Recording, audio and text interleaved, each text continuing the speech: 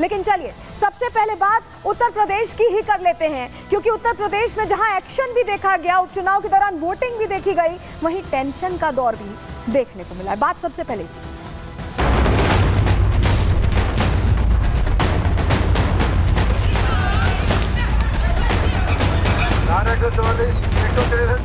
लगता है चुनाव आयोग की इंद्रियां काम नहीं कर रही हैं, न उसे दिखाई दे रहा है न सुनाई। समाजवादी पार्टी के गुंडों ने जो पत्थरबाजी की है, हिंदू समाज में उसका बदला दिया जाएगा। हमारे पोलिंग एजेंट को अंदर नहीं घुसने दिया, बैठने नहीं दिया गया। हमारा बस्ता लगा हुआ था, यहाँ प्रशासन ने उसकी बस्ती को अलग हटवा दिया गया।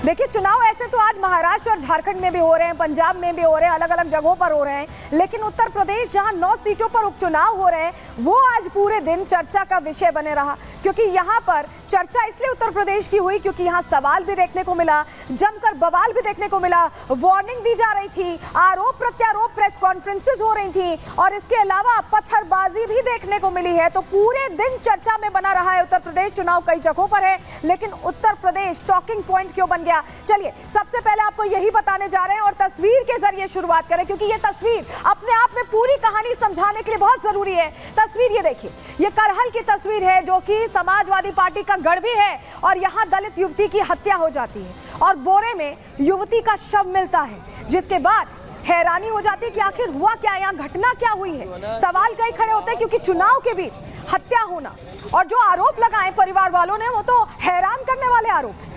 उसको लेकर सबसे बड़ा प्रश्न खड़ा हुआ। तो तस्वीर तो हमने आपको दिखा दी, और चलिए अब आपको जानकारी दे देते हैं कि करहल में दरअसल हुआ क्या है। करहल में उपचुनावों के बीच बड़ा कांड हो गया। तस्वीर हमने आपको दिखाई, बोरे में दलित युवती का शव मिला है, लाश मिली है, और कल शाम से ही बताया जा रहा है कि युवती लापता थी, मिल नहीं रही थी, परिवार वाले परेशान थे।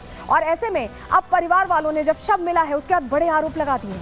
सब परिवार का कहना है कि युवती सपा के खिलाफ प्रचार कर रही थी, उसका झुकाव भारतीय जनता पार्टी की तरफ था, और ऐसे में वो लगातार प्रचार कर रही थी, और सपा के खिलाफ ये जो प्रचार किया इस युवती ने, यही इसको भारी पड़ गया, इसे मौत के घाट उतार दिया गया। बीजेपी का समर्थन करने पर परिवार ने बहुत बड़ी बात कह दी, बहुत बड़े आरोप लगा दिए हैं कि बीजेपी का समर्थन करने पर ही इस युवती की हत्या की गई है, और हत्या का आरोप परिवार ने सपा समर्थकों पर लगाया, समाजवादी पार्टी के समर्थकों पर लगाया। और देखिए, समाजवादी पार्टी का गढ़ भी है, और ऐसे में कई सवाल, क्योंकि सपा का कनेक्शन सीधे सीधे परिवार ने, जो परिवार है जिसने अपनी बेटी खो दी है, उसने ये आरोप लगाए हैं। ऐसे में कई प्रश्न खड़े होते हैं। प्रश्न क्यों खड़े हो रहे हैं? क्योंकि सपा चुनाव में पीडीए का दांव चल रही थी। पिछड़ा, दलित और लोगों को जोड़ने की बात करने वाली सपा के गढ़ में ही एक दलित युवती की हत्या हो जाती है।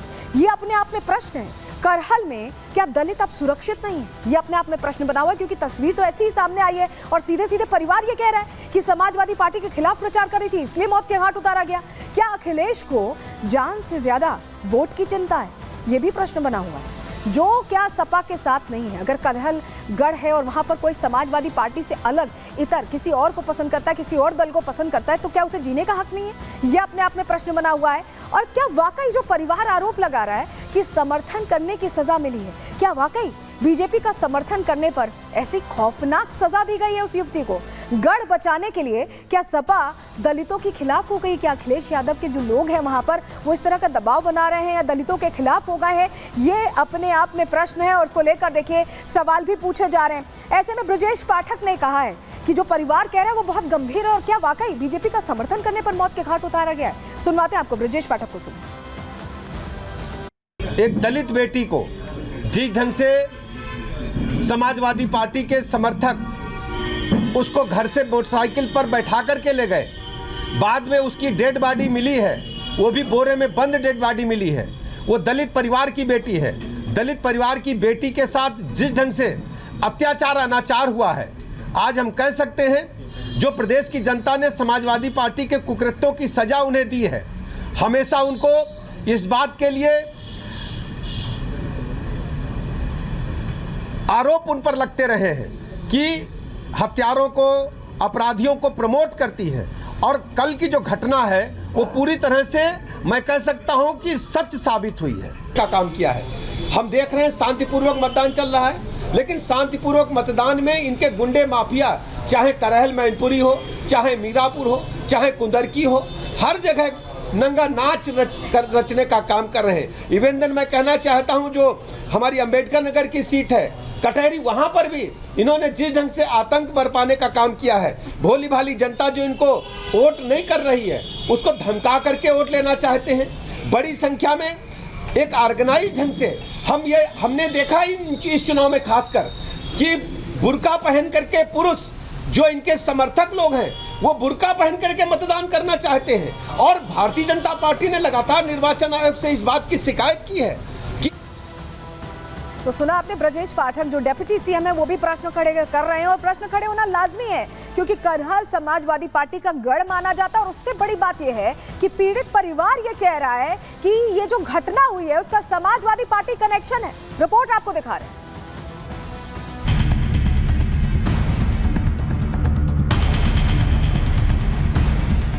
मैनपुरी की करहल सीट पर उपचुनाव हो रहे हैं। सभी प्रत्याशी अपनी जीत का दावा ठोक रहे हैं। सपा जहां पीडीए के दम पर साइकिल दौड़ाने का सपना देख रही है, वहीं बीजेपी अपने काम के दम पर चुनावी मैदान में है। बीजेपी ने बिना भेदभाव किए सभी के सर पर छत दी, तो करहल का एक दलित परिवार अपना दायित्व निभाने का संकल्प लिए बीजेपी को वोट करने की अपील करने लगा।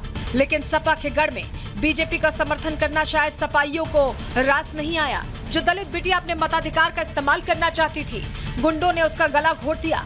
जो योगी सरकार के दिए आशियाने में जिंदगी गुजारना चाहती थी, उसे बोरे में बांधकर फेंक दिया गया। पीड़ित परिवार का साफ कहना है कि उनकी बिटिया को बीजेपी का समर्थन करने की सजा मिली है।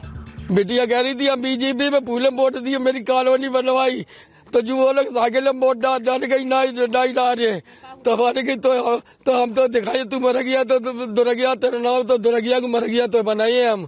कल नहीं लगो 12 और 1 बजे के बीच में डल लगो वोट साइकिल में। फिर कहाँ पे मिली? अपने जब नदिया में डेड बॉडी मिली।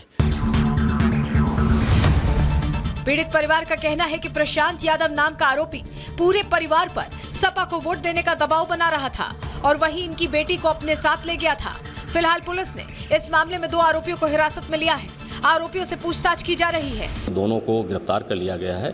उनके माता पिता द्वारा ये बयान दिया गया है कि भाजपा को वोट देने से रोकने के कारण उसकी लड़की की हत्या की गई है, जिसमें विवेचना में शामिल करके अग्रिम विधिक कार्रवाई की जा रही है। चुनाव के बीच करहल में दलित की हत्या और फिर आरोप सपा पर लगा, तो सपा सुप्रीमो की पत्नी और सांसद डिंपल यादव सामने आई और इस हत्या की वजह को अफवाह बता डाला। इस तरह की झूठी अफवाहें फैलाकर भारतीय जनता पार्टी मैं समझती हूँ क्योंकि हार रही है, और जिस तरह ये अफवाहें फैलाने का काम कर रही है लगातार, तो कहीं ना कहीं ये दिखाता है और दर्शाता है कि ये लोग बुरी तरह हार रहे हैं। एक मां ने अपनी बेटी खो दी, एक पिता अपनी लाडली के लिए इंसाफ मांग रहा है। ऐसे में डिंपल यादव का ये बयान गैर जिम्मेदाराना होने के साथ साथ सपा की नजर में पीडीए की अहमियत की गवाही दे रहा है। दलित बेटी की जान गई तो बीजेपी ने सपा को आड़े हाथों लिया। समाजवादी पार्टी ये मान चुकी है कि जिस प्रकार से लोग उत्साह के साथ मतदान कर रहे हैं, उसके आधार पर उनकी पराजय सुनिश्चित है। और समाजवादी पार्टी ने अपने गुंडे और जो माफिया प्रकोष्ठ है उनका, उसे आगे कर दिया। शांति और सौहार्द के माहौल में संपन्न हो रहे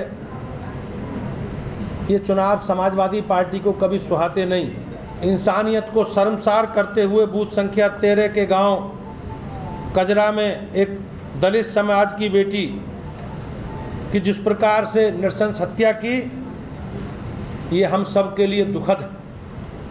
लड़की के माता पिता का कथन है कि उनकी बेटी की हत्या समाजवादी पार्टी के नेताओं ने इसलिए की है कि उनकी बेटी ने भारतीय जनता पार्टी के पक्ष में मतदान करने की बात कही थी।